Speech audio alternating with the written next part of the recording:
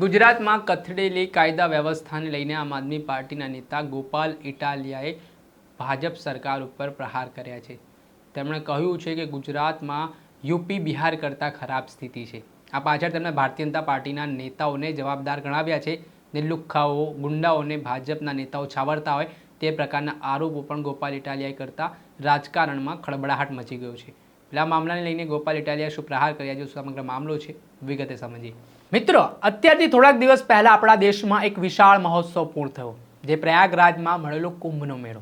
શક્ય છે કેટલાક લોકો કુંભના મેળામાં જઈ શક્યા નથી, પરંતુ તમને ઘરે બેઠા કુંભનું પાણી મળે તો? જી હા મિત્રો, ચિંતા ના કરશો। અત્યારે એક એપ્લિકેશન છે જેના માટે તમારે આ એપ્લિકેશન ડાઉનલોડ કરવાની રહેશે, જેનું નામ છે એસ્ટ્રો અક્ષર। આ એપ્લિકેશનની વિશેષતા એ છે કે તમને દરરોજ ફ્રીમાં તમારું રાશિ ભવિષ્ય, લકી કલર, લકી નંબર, રાશિ પ્રમાણે ચોગડિયા, દીકરા દીકરીની કુંડળી મેચિંગ અને લગ્નના મુહૂર્ત મળી જશે। હા, તમે આ એપ્લિકેશન ડાઉનલોડ કરશો એટલે તમને 100 રૂપિયાનું રિચાર્જ પણ ફ્રી મળશે। અને મિત્રો, હવે હોળીનો તહેવાર પણ આવી રહ્યો છે। ભાઈ, આ હોળીના તહેવારમાં તમે આજે જ આ પાણીથી હોળી મનાવો। જો તમારે આ એપ્લિકેશનને લઈને કોઈ પ્રશ્ન હોય કે આના કરતાં વિશેષ કોઈક માહિતી જોતી હોય તો નીચે આપેલા નંબર ઉપર આજે સંપર્ક કરીને આ તક ઝડપી લો। નમસ્કાર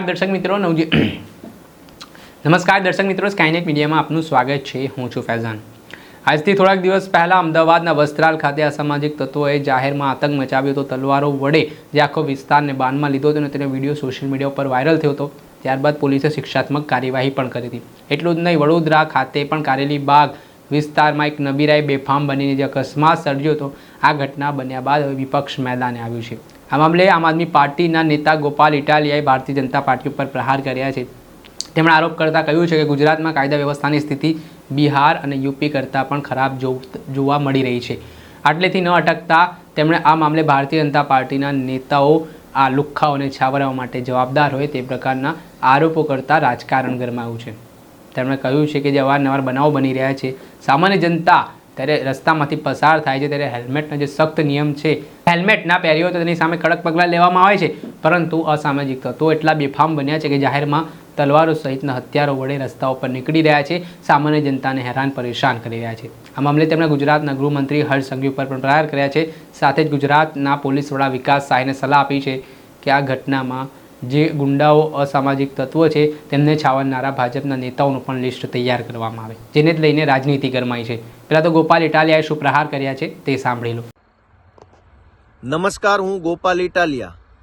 ભાજપના રાજમાં ગુજરાતની હાલત યુપી બિહાર કરતાં પણ વધુ ખરાબ થઈ રહી છે, જેના બોલતા પુરાવા વિડીયોના સ્વરૂપમાં રોજે રોજ આપણા સમક્ષ આવે છે। ક્યાંક વડોદરામાં કોઈ નબીરો ડ્રગ્સ પીને, દારૂ પીને એક્સિડન્ટ કરીને કોઈને મારી નાખે છે।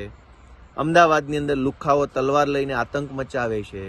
કોઈ જિલ્લામાં કશુંક, કોઈ જિલ્લામાં કશુંક, ક્યાંક આ ક્યાંક તે અનેક ઘટનાઓ ગુજરાતને હચમચાવી નાખે અને યુપી બિહારના જંગલરાજની આપણને અહેસાસ કરાવે એવી હદે ગુજરાતમાં કાયદો વ્યવસ્થાની સ્થિતિ કથળી છે।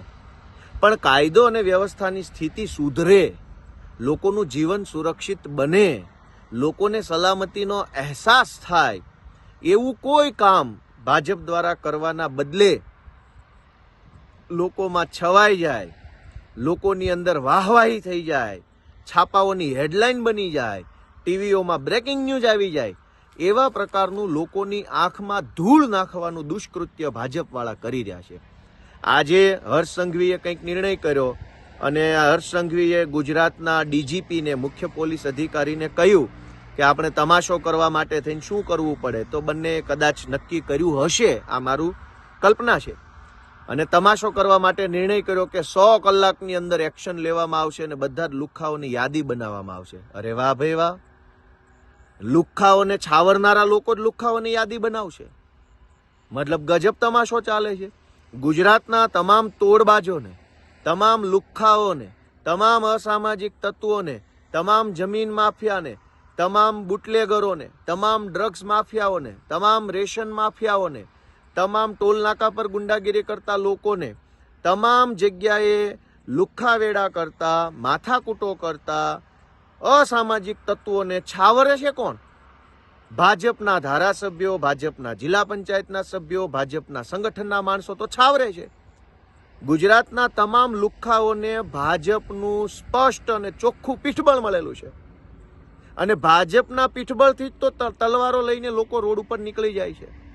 જેને ભાજપનું પીઠબળ નથી, એક આમ માણસ, ગરીબ માણસ, નાનો માણસ, મજૂરી કરતો માણસ, એ તો ક્યારેય તલવાર તો છોડી દો, હેલ્મેટ પહેર્યા વગર પણ ઘરની બહાર નથી નીકળી શકતો. એક ગરીબ માણસ રોડ ઉપર રેકડી પેલી એની લારી ઊભી રાખીને ફ્રૂટ વેચતો હોય તો એની લારી પણ આમ પકડીને ઊંધી નાખી દેવામાં આવે છે. ત્યાં સુધી પોલીસની અંદર તાકાત છે.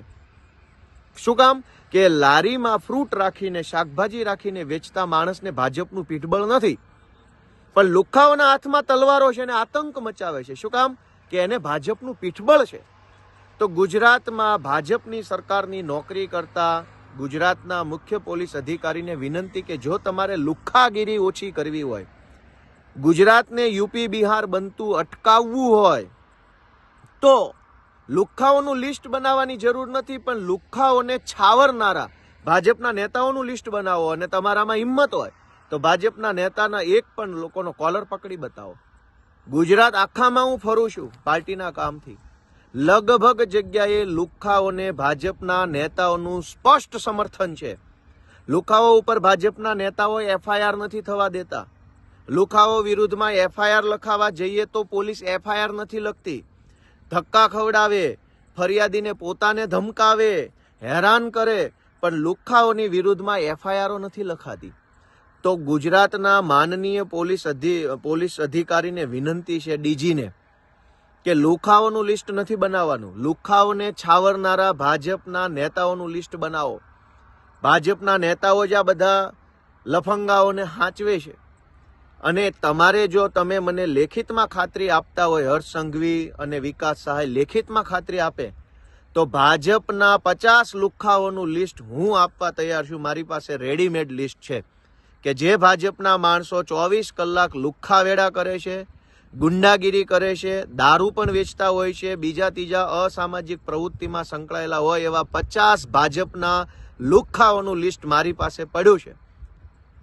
પણ મને જો હર્ષ સંઘવી કે ગુજરાતના મુખ્ય પોલીસ અધિકારી ડીજી લખીને આપે કે કડક કાર્યવાહી કરવામાં આવશે તો હું લિસ્ટ આપું.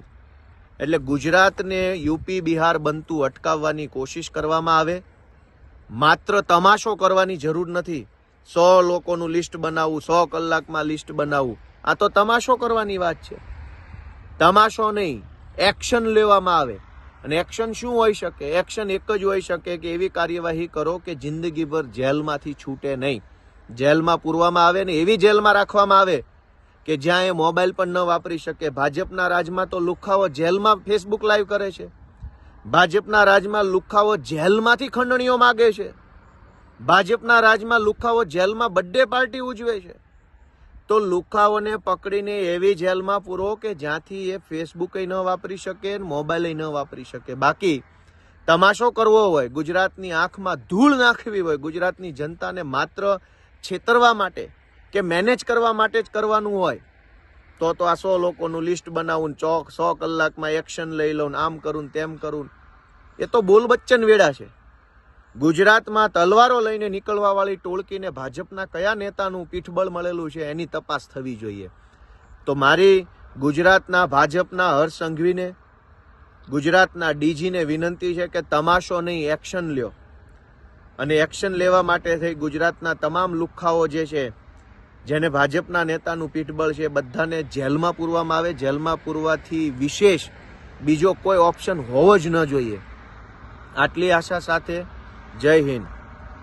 આ હતા આમ આદમી પાર્ટીના નેતા ગોપાલ ઇટાલિયા. તેમણે આ મામલે માહિતી આપતા જણાવ્યું, અત્યારે રાજ્યના પોલીસ વડા વિકાસ સહાય એક્શન મોડમાં જોવા મળી રહ્યા છે. તેમણે પોલીસ ઉચ્ચ અધિકારીઓને આદેશ આપ્યા છે કે 100 કલાકની અંદર અસામાજિક તત્વો હોય, ગુંડા તત્વો હોય, તેમની યાદી તૈયાર કરવામાં આવે અને તેમની સામે કડકમાં કડક પગલાં લેવામાં આવે. તે બાબતને લઈને પણ તેમણે રાજ્યના પોલીસ વડા વિકાસ સહાયને કહ્યું કે આ લુખ્ખાઓને છાવરનારા લોકો સામે પણ પગલાં લેવામાં આવે, તેમની પણ એક લિસ્ટ તૈયાર કરવામાં આવે. ત્યારે હવે આ રાજનીતિ ગરમાય છે, આરોપ પ્રત્યારોપ લાગી રહ્યા છે. બીજી તરફ ગુજરાતના ગૃહમંત્રી હર્ષ સંઘવી પણ નિવેદન આપી રહ્યા છે કે જે કાયદામાં રહેશે તે ફાયદામાં રહેશે. ત્યારે હવે ગુજરાતના લોકો સલામત અને સુરક્ષિત ગુજરાતના જે દાવાઓ થાય છે, દાવાઓ વચ્ચે પોલીસ હવે આ ગુંડા તત્વોની કેવી સર્વિસ કરે છે તે જોઈ રહ્યું. દર્શક મિત્રો, સ્કાયનેટ મીડિયાને લાઈક કરી લો, સબસ્ક્રાઇબ કરી લો અને શેર કરવાનું ભૂલતા નહીં.